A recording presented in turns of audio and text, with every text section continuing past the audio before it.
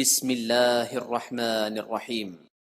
السلام علیکم ورحمۃ اللہ وبرکاتہ۔ الحمدللہ حمدا کثیرا طیبا مبارکا فیہ، والصلاۃ والسلام علی سید المرسلین محمد وآلہ وصحبہ اجمعین، اما بعد۔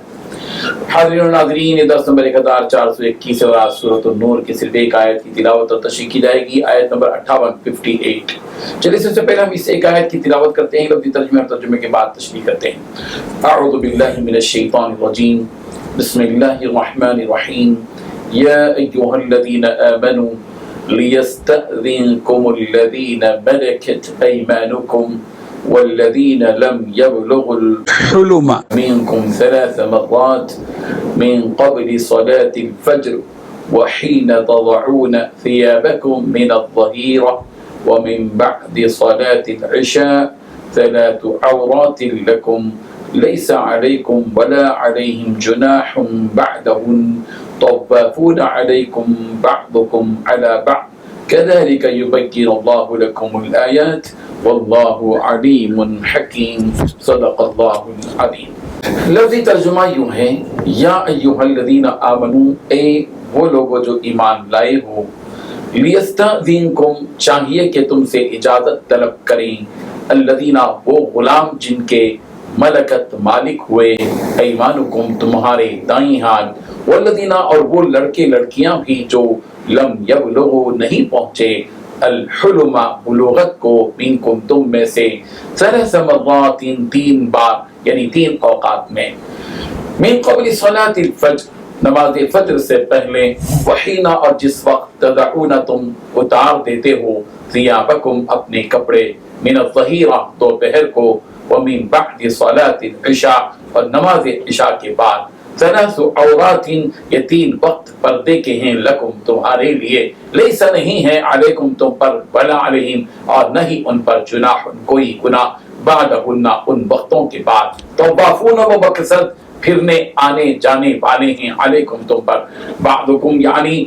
بعض تمہارے، علی بعض پر، کذالک اسی طرح یبین بیان کرتا ہے اللہ لکم تمہارے لیے، الآیات آیتیں، واللہ اللہ علیم خوب جاننے والا، حکیم خوب حکمت والا ہے۔ ترجمہ یوں ہے، اے ایمان والو، جو غلام لونڈیاں تمہاری ملکیت میں ہیں اور تم میں سے جو بچے ابھی بلوغ کو نہیں پہنچے، انہیں چاہیے کہ وہ 3 اوقات میں تمہارے پاس آنے کے لیے تم سے اجازت لیا کریں، نماز فجر سے پہلے، اور جب تم ظہر کے وقت اپنے کپڑے اتار کر رکھا کرتے ہو، اور نماز عشاء کے بعد، یہ 3 وقت تمہارے پردے کے اوقات ہیں۔ ان اوقات کے علاوہ نہ تم پر کوئی تنگی ہے نہ ان پر، ان کا بھی تمہارے پاس آنا جانا لگا رہتا ہے، تمہارا بھی ایک دوسرے کے پاس۔ اللہ اسی طرح آیتوں کو تمہارے سامنے کھول کھول کر بیان کرتا ہے، اور اللہ علم کا بھی مالک ہے، حکمت کا بھی مالک ہے۔ اس ایک آیت میں 10 باتیں بتلائی گئی ہیں۔ پہلی بات، اے ایمان والو، جو غلام لونڈیاں تمہاری ملکیت میں ہیں۔ دوسری بات، تم میں سے جو بچے ابھی بلوغ تک نہیں پہنچے۔ تیسری بات، ان کو چاہیے کہ وہ 3 اوقات میں تمہارے پاس آنے کے لیے تم سے اجازت طلب کیا کریں۔ چوتھی بات، نماز فجر سے پہلے، جب تم دوپہر کے وقت اپنے کپڑے اتار کر رکھا کرتے ہو، اور نماز عشاء کے بعد۔ پانچویں بات، یہ 3 وقت تمہارے پردے کے اوقات ہیں۔ چھٹویں بات، ان اوقات کے علاوہ نہ تم پر کوئی تنگی ہے نہ ان پر۔ ساتویں بات، ان کا بھی تمہارے پاس آنا جانا لگا رہتا ہے۔ آٹھویں بات، تمہارا بھی ایک دوسرے کے پاس۔ نویں بات، اللہ تعالیٰ اسی طرح آیتوں کو تمہارے سامنے کھول کھول کر بیان کرتا ہے۔ 10ویں بات، اللہ تعالیٰ علم کا بھی مالک ہے، حکمت کا بھی مالک ہے۔ بزرگان محترم، پچھلی آیات میں جیسا کہ آپ جانتے ہیں، سورہ نور کی آیت نمبر 27 میں دوسروں کے گھروں میں داخل ہونے سے متعلق حکم جاری کیا گیا تھا کہ یا ایھا الذین آمنوا لا تدخلوا بیوتا غیر بیوتکم حتی تستأنسوا وتسلموا علی اہلہا، کہ ایمان والو تم دوسروں کے گھروں میں داخل مت ہو جب تک کہ تم ان سے اجازت نہ لے لو اور ان کو سلام، ان میں رہنے والوں کو سلام نہ کرو۔ یہ تو بات بتائی گئی، عام حکم تھا۔ یہاں اللہ تبارک و تعالی ان لوگوں سے متعلق جو گھروں کے اندر خود اپنے رشتہ دار ہوتے ہیں، محرم احباب ہوتے ہیں، چچا ہے، بھتیجا ہے، بھائی ہے، باپ ہے، دادا ہے وغیرہ وغیرہ جو محرم لوگ ہوں اور رشتے دار بھی ہوتے ہیں، ان کے سلسلے میں یہ بات کہی جا رہی ہے کہ ظاہر بات ہے کہ وہ لوگ تو ایک دوسرے کے پاس آتے جاتے رہتے ہیں اور ان لوگوں کو جو ہے ایک دوسرے کے پاس آنا جانا رہتا ہے۔ یہاں ایمان والوں سے بطور خاص غلاموں سے متعلق جو باندی اور غلام ہوتے ہیں، ظاہر ہے کہ وہ کام کاج کے لیے انہیں آنا جانا پڑتا ہے، اور بچے ہیں چھوٹے جو بلوغت تک نہیں پہنچے، ان دونوں کے لیے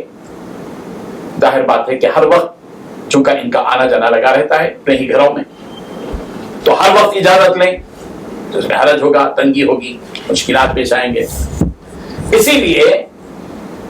حکم یہ دیا گیا کہ یہ جو غلام اور باندی ہیں وہ، اور چھوٹے بچے جو ابھی تک بلوغت کو نہیں پہنچے، وہ 3 اوقات میں اجازت لیں۔ 3 اوقات ایسے ہوتے ہیں جن وقتوں میں آرام کا وقت ہوتا ہے اور گھر والے آرام کے لیے جو ہے تنہائی میں ہوتے ہیں، اور ایسے وقت میں اچانک کسی کا چلا جانا ان کے لیے دقت کا، تنگی کا باعث ہوتا ہے اور اذیت کا بھی سبب بنتا ہے، ذہنی تکلیف بھی ہوتی ہے اس میں۔ اسی لیے حکم دیا گیا کہ یا ایھا الذین آمنوا، اے ایمان والو،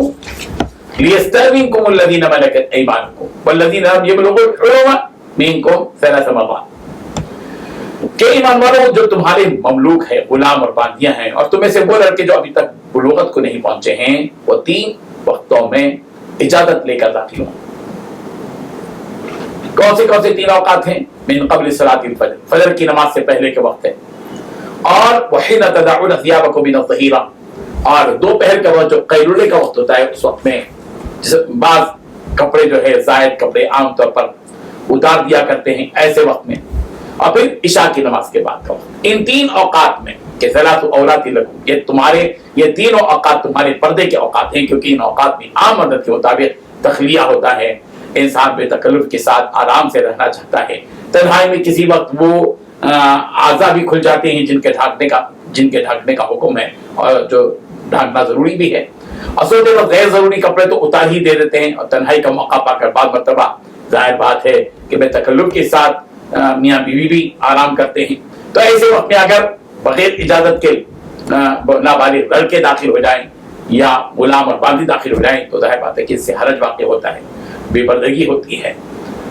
اور اس میں حرج بھی ہے۔ اسی لیے حکم دیا گیا کہ یہ 3 اوقات متعین ہیں، ان 3 اوقات کے علاوہ دوسرے اوقات میں اجازت ہے، لیس علیکم ولا علیہم جناح بعدہن، ان 3 اوقات کے علاوہ نہ تمہارے اوپر کوئی پابندی ہے، نہ ہی ان کے اوپر، نہ باندیوں کے اوپر، اس لیے کہ طوافون علیکم بعضکم علی بعض، اس لیے کہ تمہارا ایک دوسرے کے پاس آنا جانا گھومنا پھرنا ہوتا ہے۔ کذالک یبین اللہ لکم الآیات، اللہ تبارک و تعالیٰ اسی طرح اپنی آیتیں بیان کرتے ہیں، کھول کھول کر بیان کرتے ہیں۔ اللہ علیم حکیم، اللہ تبارک و تعالیٰ کو بندوں کے مجبوریوں کا، ان کے تقاضوں کا پورا علم بھی ہے، وہ حکمت والا بھی ہے، اس کو معلوم ہے کہ حکمت کی کون سی بات نافذ کرنی چاہیے، کون سا حکم نافذ کرنا چاہیے، اس کو معلوم ہے۔ اور پھر اس کے بعد کہا گیا کہ یہ بات بتا دی گئی کہ اللہ تبارک و تعالیٰ یبین اللہ لکم، بار بار اللہ تبارک و تعالیٰ نے بات بتائی ہے کہ تم کو اللہ تبارک و تعالیٰ کھول کر یہ باتیں بتاتے ہیں۔ اللہ تعالیٰ ان احکامات کو سمجھنے کی توفیق عطا فرمائے۔ آمین۔ وآخر دعوانا الحمدللہ رب العالمین۔